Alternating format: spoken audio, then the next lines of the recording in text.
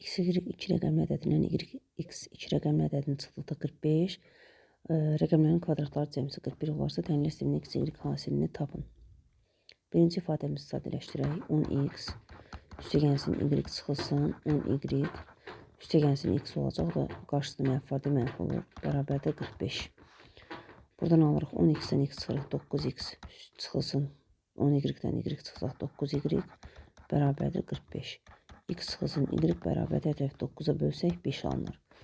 Deməli, rəqəmlərin fərqi 5 olan, kvadratlar cəmisi 41 olan bizə lazımdır. X kvadrat üstəgəlsin y kvadrat bərabərdə 41.